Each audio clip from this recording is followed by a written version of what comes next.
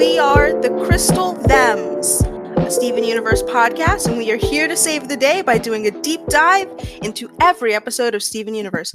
I'm the host, Sydney, and this is my host, Liz. Hello. Hello. And today we'll be doing a deep dive into Season 1, Episode 1, Gem Glow. So episode 1 was directed by Kevin Dart for art, and the supervising director was Ian Jones-Cordy. Written and storyboarded by Joe Johnson and Jeff Liu. I had to look up that name, pretty excited. This is the one where, according to Wiki, Steven is disappointed that his favorite ice cream sandwich brand, Cookie Cat, gets taken off the market. He soon cheers up upon discovering that the gems managed to get a hold of some of the last remaining Cookie Cats, which he comes to believe may be the key to activating his gem. Episodes premiered November 4th, 2013. So let's jump into episode 1. So the more or less the official pilot of Steven Universe. The very first episode. And we get kind of the middle, the end chunk of the song and the unaired for the We Are the Crystal Gems. Very like 80s pop starry vibes. It is honestly a super cute intro. I love this intro. I think it's probably one of the best intros. I do actually have some notes about the intro. Do you? I do.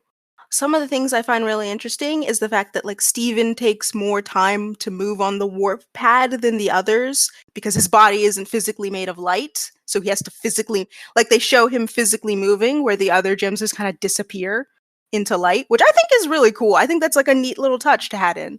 Oh, I just went back and watched it and you're right. I don't think I've ever like connected that. Yeah, when I realized like Pearl says that their whole bodies are made of light, they all disappear into light, but Steven physically is moving, which is a difference from the other intro where they all just kind of physically drop into the space. I just think that's cool. No, that is actually like I never connected that. That's a really nice detail. You also kind of get a first look at a lot of the townspeople. Mm-hmm. We see Connie for the first time. Another little note that was actually pointed out in a different Steven Universe deep dive, shout out to the roundtable, is the book Connie's holding. It's A Wrinkle in Time by Maddie Engel. Yeah. Is it actually just like the cover, like a? It is the exact same cover of A Wrinkle in Time. Ah, that's so cool. It's there's a lot of fun little like details that I enjoy for the intro that we like didn't get before. Lars is moving out of the way of like the speeding van. We see the cool kids are hanging out. Onion is being arrested by Mr. Smiley for obvious reasons. Makes sense. It makes sense. You get Fish Stews Pizza, Nana, and I don't remember the sister's name. Because I'm really bad at remembering the townspeople's names. They're all so beautiful. They're great names. I'm just really bad at remembering them. Like holding a bunch of pizzas, which I feel like are probably just going to go to Steven and them. These are the pizzas that Steven ordered. Exactly. Steven, of course, ordered these pizzas. They're going to get delivered later. I hope so. And then this is also when you kind of get to see the first look of Greg. That is true. With the glorious mullet of hair and his perpetual farmer's tan. Mm-hmm. Which I want to know how this is kept up. I have some theories about Greg's tan. I don't know if should I get into them right now? Well, let's save them. Okay, do you want to save them until we actually meet Greg? Because we don't meet him in episode 1. You know what? You're right. I'll save them. I'll save them for when we officially meet Greg. But yeah, he pulls out a grill, and then all of them kind of do their little poses. Yeah. Oh, this is also the first time we see the giant woman, the Crystal Temple or Palace. What is it called in this one? It's Temple in this one. Mm-hmm. Was holding up their home. So here's my question. Because I didn't realize, but I probably should have, is that this is obsidian with rose quartz. Yes. So did they carve this, like, temple out of the mountain? Or did, like, the people of Beach City at one point carve this temple out of the mountain? I mean, I would definitely believe that the people of Beach City carved this temple, especially with how old the gems are. They might have fused into obsidian at some point during the war or before it. And I mean, as a like normal human, if I saw a massive, huge woman with multiple heads and eyes and arms, I would think definitely some kind of deity. I'll just immortalize you into stone. I just love that they're like, you know what? We're just gonna live here. The secondary theory, bismuth. Bismuth made that entire temple. Was just like, I yeah, this mean, is the home operation Bismuth for is the. probably in love with obsidian, so I mean, who wouldn't be? who wouldn't be? I mean, a lava sword? Yes. Yes. Hello. Hello, ma'am. I don't need more information. Can I take your coat? Your sword? Hello. Hi. Your heart? I'm fine with this. You can have mine. I'll rip it out. It's ouch. Here. But yeah, we also kind of get the first view of, in this version, they're actually on the beach. In the unaired pilot, they were not on a beach. They're like in the middle of a field. Yeah, which this feels more. I like this. I like it on them the being beach on a too. beach. So we kind of get through the fun opening with everyone. You get, and Steven! Mm-hmm. My next question, which is such a dumb question. So, I mean, we don't find out quite yet. It's actually not till like episode 4 when you kind of get the hint that Steven can't use the warp pad. How does he do his laundry if he can't get up there? Yeah, I guess well, I don't think Steven does his laundry. You really think when the gyms are going to do his laundry? Yeah, I think Pearl would. Pearl would definitely do his laundry and fold all of his shirts like neatly. Then because who Steven has Pearl? To be a presentable little young man. True, but who taught Pearl how to do laundry? Because you know it is very canonical that a lot of times they don't know modern technology. And I mean, I feel like they wouldn't let Greg use the warp pad. You know, they just like chuck him up. Actually, you know who I think they would ask? Vidalia. Vidalia has a baby, and they know that. And Amethyst hung out with Vidalia a lot. That's fair, but I always just wondered that because, you know, it's up on this hand, and then you're like, you can't use a warp pad. Steven, how do you do your laundry? Also, how does Steven get up there? How does Steven get up there? We know he gets up there. Are they just letting him scale that? I hope so. I hope it's just Steven like he straps a pack of laundry on. This is not important. I don't know why we're staying so long, but like I have questions on a show about a magical crystal boy. I have a lot of questions about the minor things. How does he do his laundry? Like the rest of the stuff, crystal gems, love it.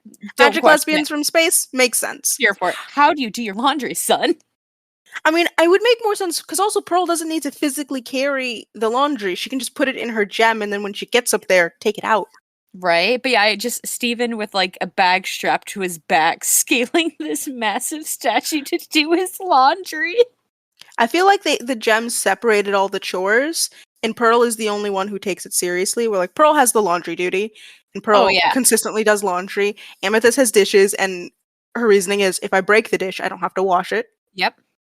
And I guess Garnet sweeps, by which I mean Garnet just moves the furnitures. Garnet would be sweeping, like Garnet with a vacuum just lifting the couch up. That was all that was in my brain, was Garnet lifts couch, vacuums. Same wavelength. Couch down. Mm-hmm. All right. That's the split. And Steven has to keep his room clean, because that's... Of course. And then he doesn't, but that's his room, so it's allowed. Ever. It's been so long on such a small detail, but it's really important, dear Clods who listen to this. Hopefully, it's someone. How does Steven do his laundry? Is anyone out there? My first big note, which you saw in the evening opening, the art. Mm-hmm. Very different from the unaired pilot. I highly suggest, if y'all listening have not seen the unaired pilot, you should definitely go check it out. It's a quick, maybe like 8-minute episode. It's not that long. Yeah, it was definitely fascinating to see the art and how it changes between the two. I will say I like the new art style more for like consistent long form television. There's not as many details for me to get caught up in, despite me thinking a bunch about how does he do his laundry. Exactly.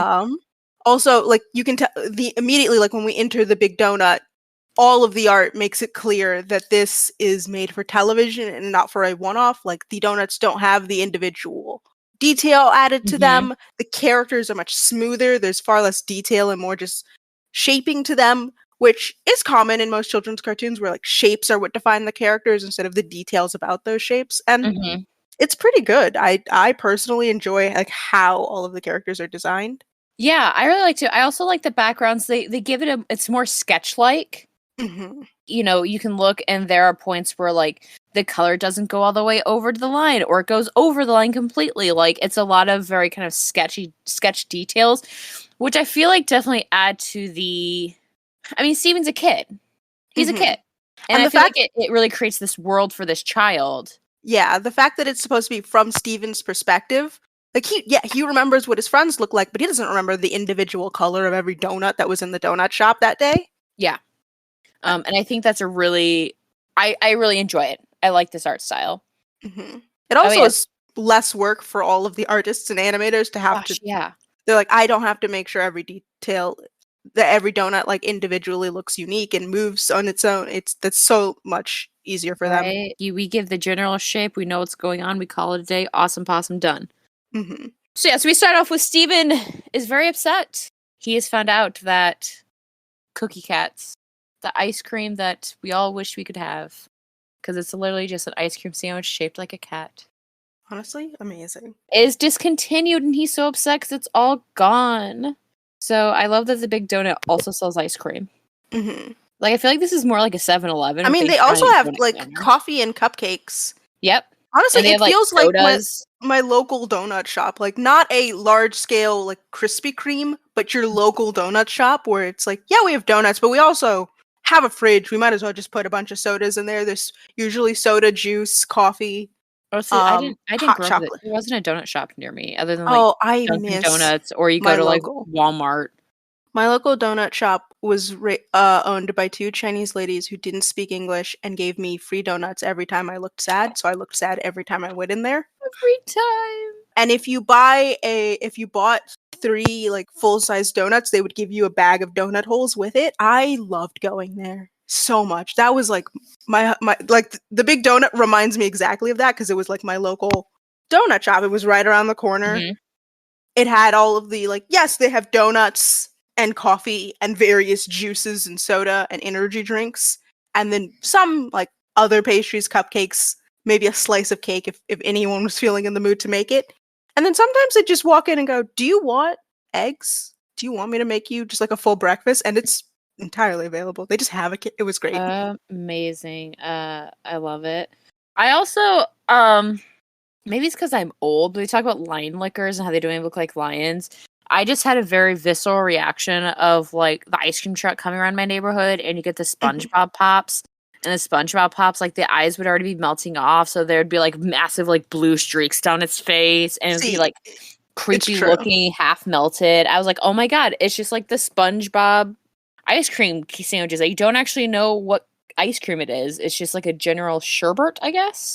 See, I had the same thing, but for the Powerpuff Girls, like every Bubbles was messed up somehow, and I loved them. I was like, I have to have Bubbles because she's my favorite. But I don't know why her eye is so far from where it should be. You have circles telling me where I'm gonna eat it anyways. I don't know what ice cream this is. It's yellow. Is the flavor yellow? Yeah, exactly. Yellow is the flavor. I don't know what this is, but I'm gonna keep eating it because it tastes good, and there's gum at some point. Right. So I apologize now. I tend to look at the background for a lot of stuff. Yes. I want to point out 2 posters. There's one behind the soda machine next to Lion Liquors, which is a donut with a top hat and a monocle, like kicking and breaking a box. And the other one that's down there, there's down underneath the lids, there's like a box with 2 donuts holding hands. Which is I also would like to let you all know, viewers, that this is 2 Crystal Thems with ADHD. Oh, massive. So sorry. It's gonna happen. I noticed a lot of things. There's also a lot of, which I feel like is a theme that carries throughout the show, cats. I mean, we got Lion Liquors in the soda cooler next to the Lion Liquors. There are bottles with cats on them. There's also one with an axolotl, which is interesting to me. Right? Why is that there? And also, I like that someone has definitely seen those little apple juice bottles that are shaped like apples, because those are also in there. And I'm like, it's the best version of apple juice to have. I just thought that was kind of fun, like these little like things that I don't know if they ever figure that no one's ever gonna look at them. I look at them. But I'm here to look at them, dear artists. Thank you for that. Steven's really upset and makes a comment about his gym and it not working. This is a very excessive cooler for this ice cream, and I'm here for it. Honestly, yeah. Who is buying that many lion liquors? Especially if Steven doesn't like them. And I'm pretty sure Steven is the biggest patron to the Big Donut. For sure. Second to Amethyst. Oh, yeah. But mostly it's also Steven going with Amethyst. But they give him the freezer. And once again, this just shows how Steven's stronger than your average 13-year-old kid because he carries his freezer from the Big Donut back to his house very casually. Mm-hmm. I also love that Steven gets like genuine, like Lars tells him, hey, just make more with your magic belly button. And Steven's like, wait, can't I do that? And then when he realizes he can't, he gets so melancholy over the ice cream being gone. So but dramatic. Sadie's just like, do you want to take, you can just take it. That? Like, just kind of like, can we, I feel like Sadie and Lars are us because we're just worried about this child having like a full-on meltdown about these also, that ice cream sandwiches being gone. Lars looks genuinely concerned. Lars is more on he makes angsty quips because, I mean, sass is the only language he knows. Right. But he's genuinely concerned about, is Steven going to cry? If you're going to cry, we can help you. Don't actually be upset, but I'm going to just make jokes about how this is funny. Like, please just take this freezer and go, sir. It's very much older sibling vibes of like, oh, are you actually sad? That's not okay. But if you're just like vaguely upset, I'm going to laugh at you. I'm gonna give you a hard time. Mm-hmm.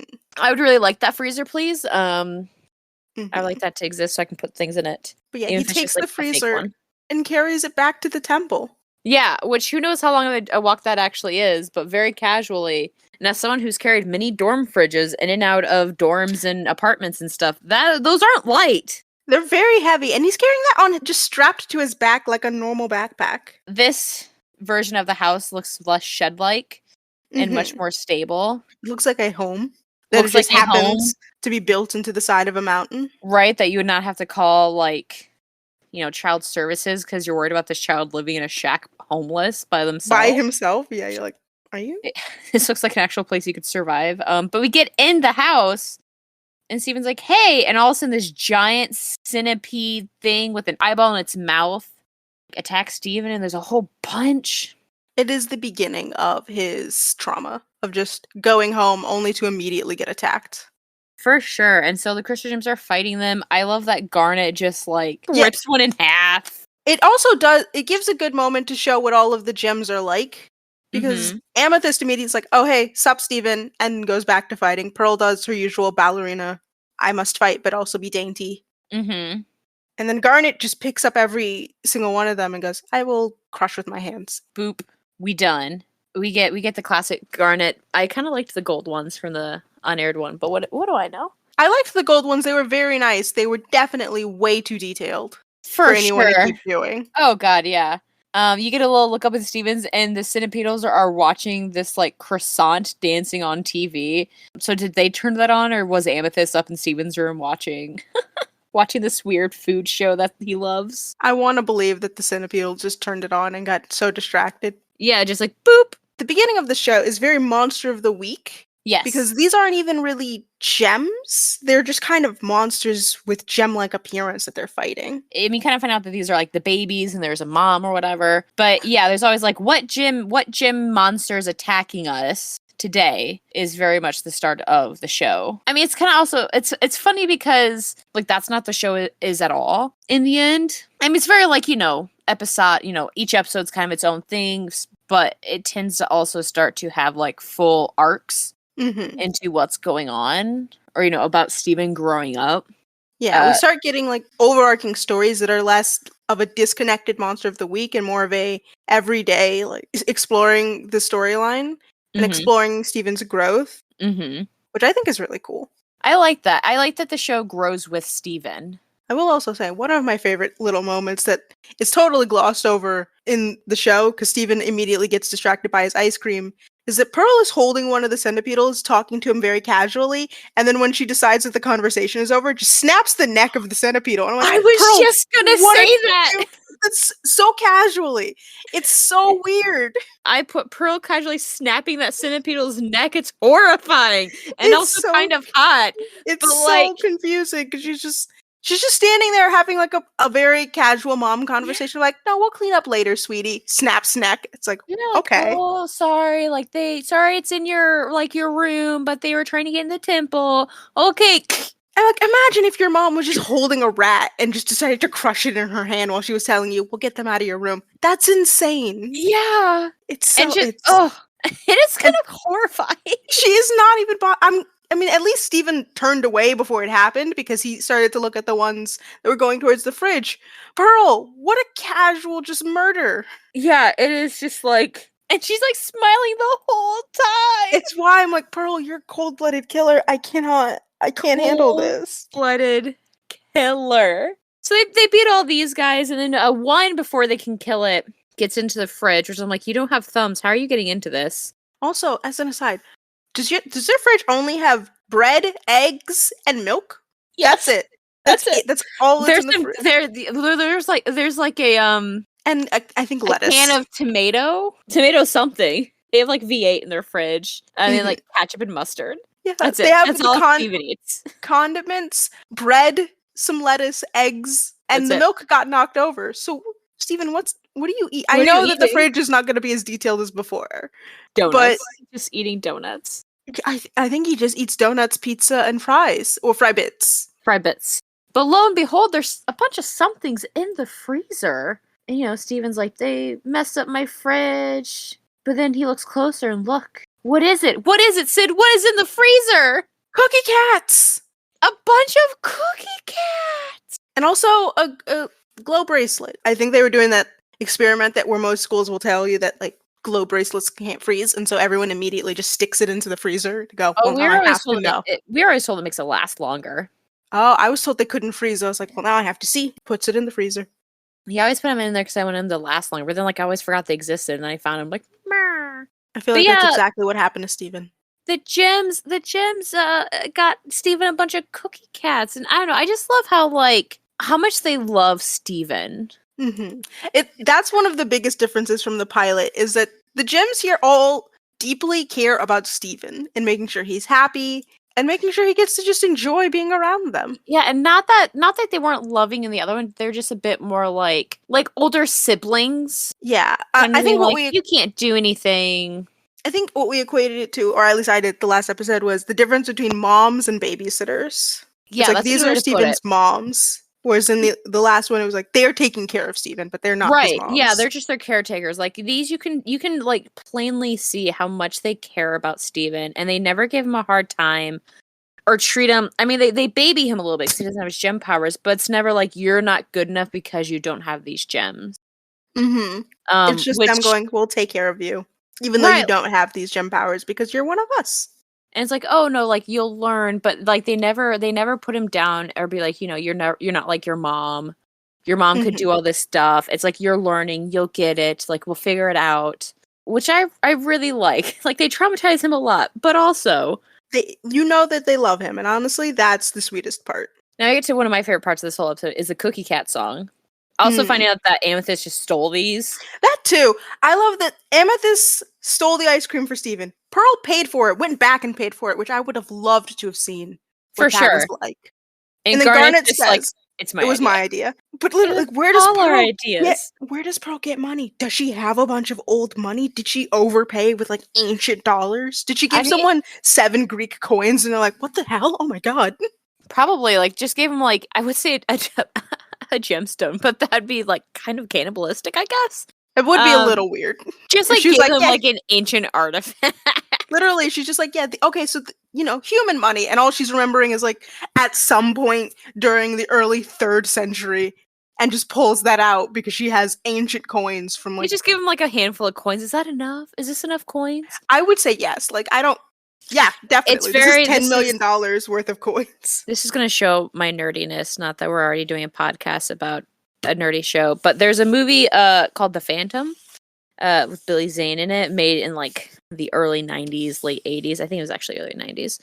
But at one point, so the Phantom lives in the jungle. So he goes back to New York and he catches a cab, and this is in like I think it's like the 40s or 50s. So he gets out and the guy's like, "Oh, this is the fare," and he just like hands the currency from that African country. And he's like, "We don't take this." And he's like, "Oh, hold on," just pulls out like a bag of like rubies and sapphires. And it's like, here's a bunch of rubies and sapphires and diamonds. Like that'll pay for your crap. It's like that.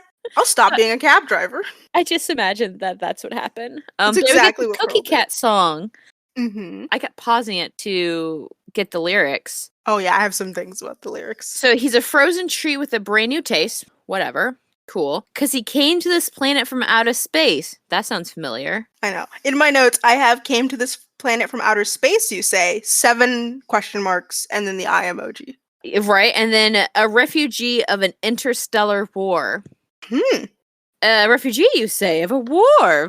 Now he's at your local grocery store. Cookie Cat, he's a pet in your tummy. Cookie Cat, he's super duper yummy. Cookie Cat, he left his family behind. I know. I'm like, oh, really? My notes are just millions of question marks and then the eye emoji interspersed in it because Cookie Cat. Also, so yeah, I feel like there's some little hints in there. The fact that Cookie Cat is both pink and white. There's so many. Every time I think about Cookie Cat now. There's also in an interview with Rebecca Sugar, I believe it was actually on like the official Steven Universe podcast. I think it's just called the Steven Universe podcast. Rebecca Sugar talked about how she went to go talk to, I forget who she was talking to, but to kind of talking about her pitch or whatever. And they are like, oh, like this person kind of sounds like Ishtar, who is an old school, like, not Mesozoic, that's a dinosaur's age. Mesopotamian? Thank you. Mesopotamian goddess of love and war, but she was often surrounded by lions and depicted surrounded by like female lions, which usually just look like giant cats. Sounds like a rose. Right, kind of sounds like, so that's who she actually based Rose Quartz around is Ishtar. Which shout out to Carmilla because we talk about Ishtar and Inanna all the time. If you haven't watched Carmilla, you should watch it. It's a great web series. You get it on YouTube. It's free. But that's a whole nother podcast, kids. So I like, there's even more nods to like this Ishtar iconography with cats. That's why I think there's so many cats. There are a lot of throughout the show. There are definitely a lot of cats that pop up in this and in future. So that's a nice little additional fact for y'all. Thank you for coming to my TED Talk. My next note, because I was slightly horrified, is so Steven, does the song, takes it out of the package, and then smushes the Cookie Cat like up against his face. Oh, goodness, no. And I'm like, first of all, Steven, how dare you? Because that'd be, like ice cream sandwiches, those cookies start coming apart because they're pretty much just cake. Yeah, they're very, because you can't really freeze a cookie solid. So as someone who's tried to definitely make an ice cream cookie sandwich with actual cookies, it's very hard. Cake is your best bet. He would like just get that stuff all over his face. And then also like you're smearing ice cream all over your face. Gross. But that does not happen. And instead he just gets a nice little ice cream sandwich. And then with his ice cream sandwich, what happens, Sid? His gem starts to glow. Just like the title of this episode. His gem glows. He kind of starts freaking out because, it doesn't sound like this has really happened before. And he starts asking the gems, like, what do I do? What do I do? What do I do? Like, summon your weapon. Because all their weapons kind of come from their gems. So then this is a part I really like this sequence of events after this because you kind of really get to see the three gems and kind of more of their personalities. Mm-hmm. We've both watched the show a lot, so like we kind of know, but like if you've never seen the show, this is a great way that you kind of right away get the personalities. And just remember, like, this is an 11-minute episode and you're already learning so much. Oh yeah. You learn a lot about just how what they're like, what their philosophies are, kind of. You get this general vibe of who they are as a person. And I think that's cool. Yeah, and then also the music cues, because I paid attention to the music.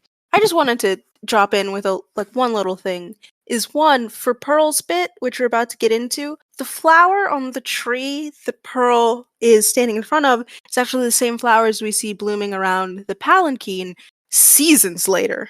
Which I think is really cool. Pearls is also the only person to, when her sparkles show up, they're shaped like diamonds. Oh, I've never kind of put that together. I like that. I just think those are like nice little bits. Pearl is the only one to just have diamonds around for no particular reason. And then I do Um, love that little flower symbolism, as that being the same ones that bloom around the palanquin are now the ones that we use to introduce Pearl. yeah, it's really fun to rewatching this. It's really fun to see kind of stuff they started, ideas and iconography they started putting in for seasons later. So yeah, jumping to Pearl, so we got a tree, it's like an apple blossom tree kind of looks like. Very classical piano music. And Pearl's very much like, oh, look at this dance. It's very calculated. The serenity of it all.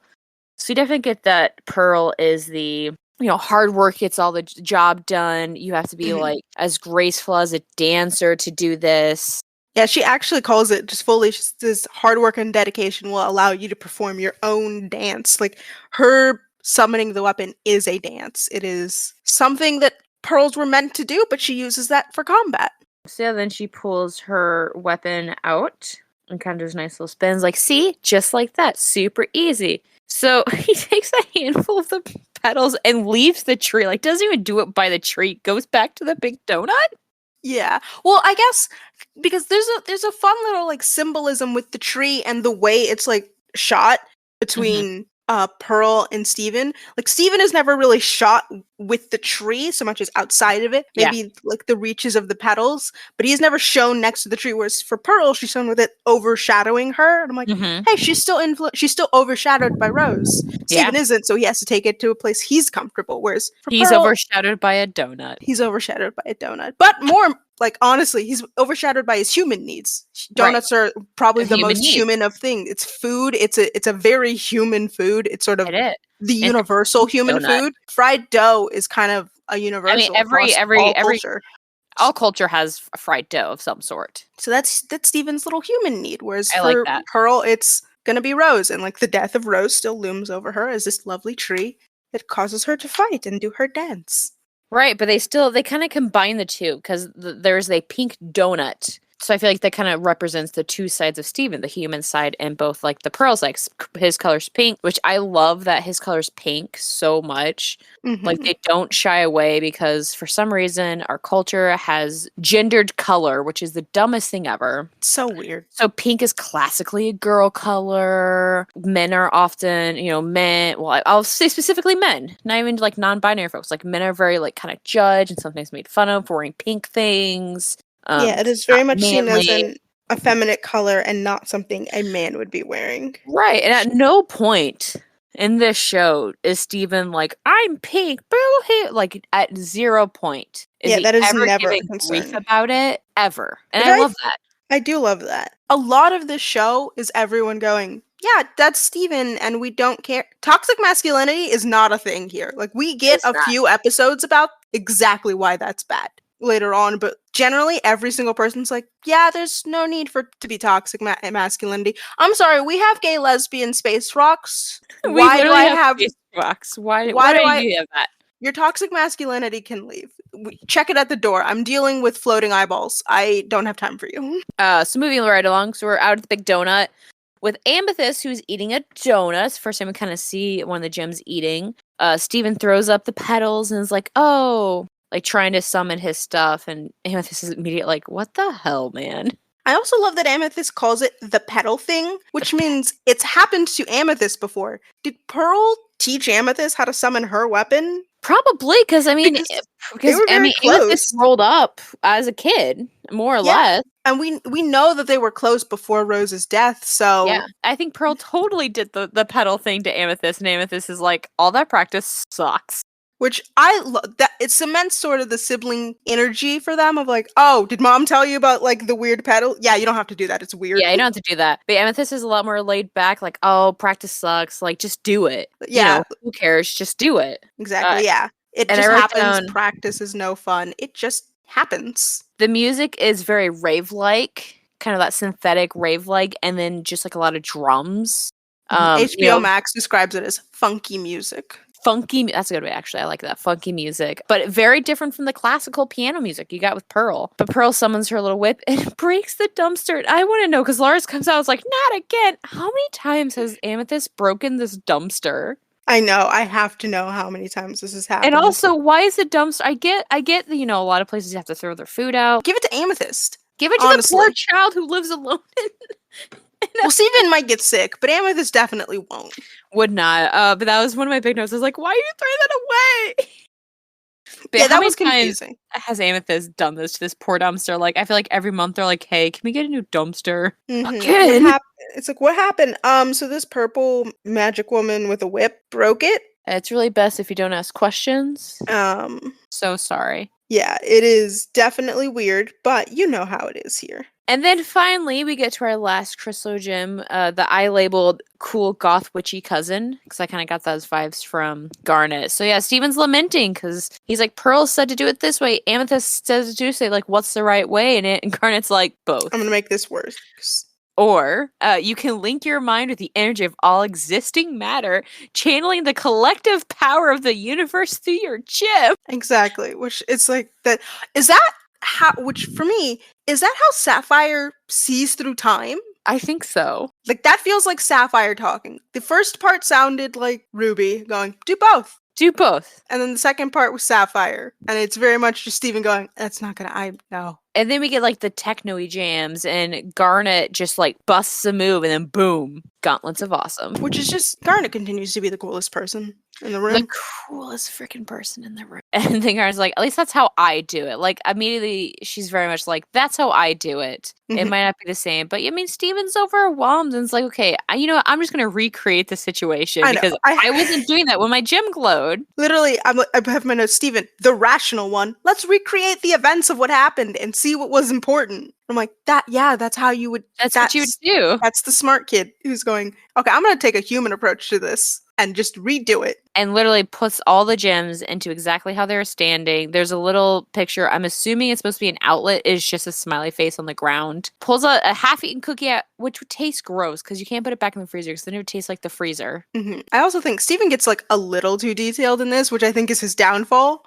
He thinks too much of it. He's thinking too much. You're overthinking it, kid. And then he's like, oh, like, I just want to be a real one. And of course, they're all so like, hey, like, you're a gem. All because you don't, like, your gem does not make you, isn't what's important about you being in this group. Like, you are funny, you care about us, you do all this stuff for us. It's so sweet. It's so supportive. And I love that they're automatically showing that like the gyms will support Steven whether he has powers or not. And he has worth whether he has powers or not. And I mean, in a show that has a lot of queer representation, like it's a good message that like no matter who you are, no matter what you've gone through, no matter where you're, all that jazz, like you have worth. And you have meaning and you're part of a group, even if you don't think you are. I know. It's a really sweet sentiment and it's genuinely heartwarming, especially for the first episode of the show. Yeah. It lets you know exactly how warm this show is going to be about its characters and the concept of family. Exactly. Like this found family. It is so sweet. Which I'm a sucker for a found family trope. Found family is the only thing that matters. We also get more of Steven's star eyes, which I love.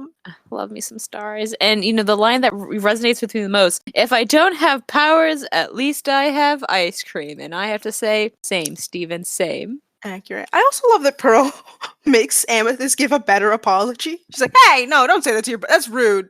I definitely equated them to Pearl being like the older sister, Amethyst being like the middle child. Yeah. Steven's the youngest, and then, like I said, Garnet's like the goth witchy aunt, like a goth witchy cousin of the group. Like, still related, but just kind of like... Just the cool one. Just the cool one. Pearl gives off peak mom vibes, like anxious mom, whereas for me, Amethyst gives off cool older sibling who definitely already had to go through mom's anxiousness and just knows how to deal with it. She's like, whatever, it's fine. Like, listen, the same thing happened to me when I was running around like a feral animal, and Pearl was super concerned about me. She'll get over it. Give it a couple 100 years. Steven takes a bite of his cookie, and it happens again. And we kind of get this magic girl moment with pink diamond shapes all around him. But his shirt flows out because all of a sudden it's super loose. And he doesn't have a weapon at all. He has a shield. Because, and this is true, Steven is a sweet boy. He is a pacifist. He is. He's a protector. Mm-hmm. But I mean, also, he's a protector, but if he has to protect the things he loves, he can also, Captain America, the shield. What was it? I think it was a TikTok that I saw earlier, which was talking about pacifism, and it really resonated with me. Is that the only way to claim that you are a pacifist is to be capable of great violence. If you're not capable of that, then you're just harmless. Yeah. I mean, And yeah. I was like, yeah, Steven he can do what he needs to do, and we find that later on where when he recognizes that he has to fight, he is willing to fight, but that is never his first option. He is always going to try and talk it out. He is always going to try and make sure that he can help people before he ever has to hurt someone, and I think that's really sweet, and it's like really poignant of why his weapon quote unquote is a shield. It's not something that hurts people, it's what protects people, but it can hurt. It's very reminiscent of, Captain America. Mm-hmm. I mean, Captain America never holds a sword or any type of weapon like that. I know he's kind of shown in the movies, like, with a gun, but, like, even then, he rarely comic book uses wise, it. yeah, like, he's very much, like, he's a protector. He is a knight. That's why he has a shield. Like, he's a white hat knight, which, for people who don't know literary terms, a white hat is the person who's, like, the good of the good of the good. Like, Steven is a white hat protagonist. He is a good he's boy. Good for the sake of good. And that's something we just continue to see affirmed, is that Steven believes not in just the goodness in himself, but the goodness in other people. Which I really like. Even when he gets dark, because he gets kind of dark through getting as stuff going on, because he finds out a lot of stuff, but he's always willing to see the good in the people around him before he condemns them. And even after that fact, he never really condemns anyone. He's like, I still think, even though, like, Malachite, even though you've done all of this stuff to me, I still think I'm sorry, Jasper. Jasper turns into Malachite, but, like, Jasper, it's, even though you've done all this stuff to me, you've hurt me, you've hurt my friends, you've hurt my family, you've hurt my town. I still think you can be good, and I still think you have the ability to do good if someone just loves you. I mean, it's the same thing information he gives also to Lapis. When we meet Lapis, which will happen later on, everyone's immediately distrustful of the mirror of Lapis in general, and Steven's the one to stop this by just showing kindness. It's his biggest weapon, is he is kind, and more than anything, I know some people are annoyed by, like, the concept of a pacifist hero, but I really like the concept that more than anything, kindness is disarming. Like, Steven doesn't just use it in the I am generally kind, but most people aren't expecting it, so they stop what they're doing because it's confusing that in the middle of this fist fight, you asked to help me. Thank you for recognizing me as a person and helping me. It's literally the whole plot of the Steven Universe movie, and I love it. It's true, and I really feel like that is what makes the show kind of different. Is that you do have that, it's not this protagonist being a protagonist trying to save the day by doing X, Y, and Z. Like, it is a protagonist who looks at the antagonist and be like, hey, like, how can I help you? What do you need from me? He's willing to carry the emotional labor of a lot of relationships, which, both is very loaded bag. It is definitely going to it's very sweet as a child, and then as he gets older, it sort of starts to weigh on him. And the show kind of does the very good lesson of children go to therapy, and I love it. Which, it's true. It's not your job to carry the emotional baggage of others, but he does this so happily and so lovingly, even to sometimes his own detriment. That just makes him that really shows his humanity. I mean, I could get into 9 million theories about why Steven's humanity is honestly what's his ultimate redeeming quality against Rose. Rose had... I'll save that for when we have the whole episode about... I'm just gonna put a pin... I'm gonna write it down, because put a pin in that, we won't remember that. All right, so, everyone's like, you have it! And then the other line, that I summon my weapon by eating ice cream. It is my power. And I have to say, same. Steven is called lactose intolerance, and how I summon my power too. I also love that Pearl immediately goes, what is in this? This can't be good. But no! Dangers afoot, and we get more centipedals, and then you see the shadow of a giant centipedal. Also, I love seeing... It's nice to see Senti's beginning, especially knowing what happens later on with Senti. It is. I'm like, hey, there you are. It's nice to meet you. Right? Also, they also get their own journey. It also brings up so many questions for me about Jem's okay, are born in the kindergarten, but clearly Centipedal, as a corrupted gem monster, can make more. So how does that work? Gems can't have kids, right? Or can they? And they just didn't know that until they became monsters. I don't think they can technically. They're grown. They're made, not born. Yeah, so they're made in the But I mean, kindergartens. but they kind of like poofed like projections, like they themselves weren't gems. So are they just like an offshoot? Like, can they just like pop out a few copies and just just like part of them? Very good question. It brings up so many for me of like, So can many. gems make more of themselves, but they don't because Homeworld says they shouldn't, or they're like not taught that by society, but because Centipedal has become a literal monster, society means nothing. Or is that And the Centi's more power? possibility is that it was the pilot, and then they got to the point where like, and I then mean, they're like, the we're more just gonna honest reasoning. retcon this. That maybe it's Cinti's power. I mean, I was like, is Senti's gem power making more, or is it acid, or is it both? Copying itself. I mean, in the same way, Ruby's gem power is a tiny knife, but also Ruby can light things on fire. Right. I wonder if that's the same thing for Senti. Maybe, like, it's kind of like that spreading the acid is kind of like, it drools and then little centipedals pop out. Mm-hmm. Out of the drool. So, I mean, right away, the gems are in trouble. Centipedal starts, like, blasting this acid, like, gross barf stuff, and Steven hooks up his cookie cat freezer with a bunch of extension cords. I know, it's already so and sweet. Drags it out, and then he's, hits Centipedal with a rock, and then summons his cookie cat crystal combo powers. It's so cute. My other real life question is, do the gems have insurance on this house? No. Because it gets destroyed so many times. But do I think that the gems know how to rebuild this house? Yes. Maybe. I think Garnet does. I feel like Amethyst just causes more problems, and Pearl's like planning too much, and Garnet's like, guys. Garnet knows how to build things. Amethyst is not helpful in this, and Pearl is a little like too managey stressed. Well, actually, Pearl's a pretty good engineer, so it's kind of iffy. Before joining the plans, I feel like Greg probably has insurance on this place. He pays for I don't insurance. think That's why he lives in his van. Well, the thing here, his insurance premiums are so high. He has to live in his van. I think Garnet can build like the exterior, and then all of like the electricity and the plumbing. That's Pearl. That makes sense. And then Amethyst is kind of there laughing at Pearl, unplugging things that Pearl plugs in. Yes, actually, I can see that. So Steven starts like shoving cookie cats into his face. I'm just saying brain freeze.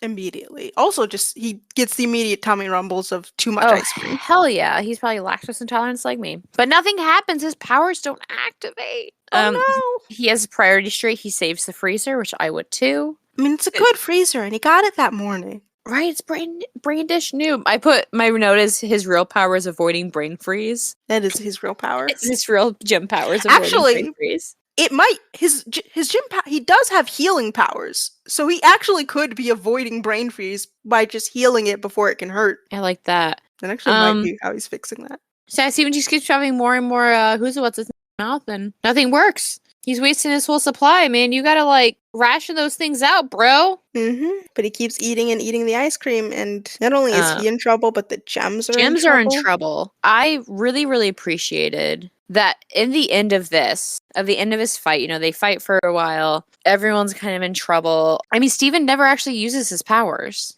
He never gets his powers. He ends up, figuring out how to do it without them. It's actually a fun little callback to the pilot because once again, electricity saves the day. Exactly. That's a nice little callback to the pilot. So, he realizes that he's a quick thinker and, his family's in trouble. So he's just kind of like, you know what? This is sparking. I'm going to attempt to hopefully not electrocute myself. But then, he throws it at Centipedal. And, I mean, the electricity definitely stuns it so that the gems can, summon their weapons and have a nice little fight. Also, their pose, I love it. Yes, I also love that Steven is, like, screaming the Cookie Cat song. I know. And Cookie Cat now available. Nowhere. I know, that little bit, I was like, Steven, you're so dramatic. So dramatic! Oh yeah, their pose is phenomenal. As always, these guys have to take a class in posing because, come on, the art, like the artistry of their poses is just I'm pretty sure beautiful. Pearl did take opposing class. I would believe that. Oh, for sure. But yeah, we get it. And so then Garnet makes this weird bubble and poofs the gem away. Just kind of goes in a bubble and disappears. And then I had put, Steven, don't litter. I know you're burying it, but like, don't litter. Well, if he buries it, it will grow into a cookie cat tree. Hopefully. I can only dream. A nice ice cream cookie cat tree. There's a lot of grass on this beach. There actually is. Which There's makes me think so much grass. that it's probably a lake, not an ocean. Well, it's definitely the ocean because we've seen them go out into it. Yeah. I think they're in the, I mean, we find out later, but like seeing that much dirt instead of sand makes me think it's probably in the Northeast because most of those beaches are very dirt heavy instead of sand heavy. They have a lot of grass on them, which we do find out later in the beloved Mr. Greg. Mr. Greg! When they go to, not New York, Empire City. Exactly. Not New York. Wink, what? wink. Wink, wink, nudge, nudge. Wait, why is Broadway in Empire City? Don't ask questions. Don't worry about it. But you know, the gems are so supportive, and he litters, which whatever. Maybe hoping for a cookie cat tree, and he's kind of like, I ate too many. Mm-hmm. And we get the classic little star shoop, and he vomits. Also, a nice little like boop. I like that. So Steven and the gems don't know, or at least it's not clear where his powers are coming from. But for me, my immediate thought was, his powers come from him being happy. When he's contented with his family, that's when his powers show. And I'm like, oh, that's just so sweet. Definitely what it is. I mean, when he feels safe and happy, that's when he's able to summon stuff, which makes sense for, like, you know, we've already covered it a lot, but that makes sense for Steven, that his powers are connected to his happiness. Exactly. And I think that's brilliant. Absolutely brilliant. I think that's, it's a great way to sort of show his character and show how his powers even happen, is that Steven is powered by happiness, where the other gems are like the beauty of dance, or for Amethyst it just happens, or for Garnet it's connection with everything, and then for Steven it's happiness, it's joy and how he feels. It's really sweet. So good. So that is it for season 1, episode 1, Gem Glow of Cineverse, and the second episode of Crystal Thems. Thank you so much for joining us, guys, gals, and theys. You can definitely find the Crystal Thems podcast on Twitter at Crystal Thems Pod. Please check it out. Not much going on there, but just wait. I have it on my phone, so chaos can ensue whenever I feel like it. And remember, you're one of us, Clods. We're not the Crystal Thems without you. And we'll see you next time. Catch you on the flip side.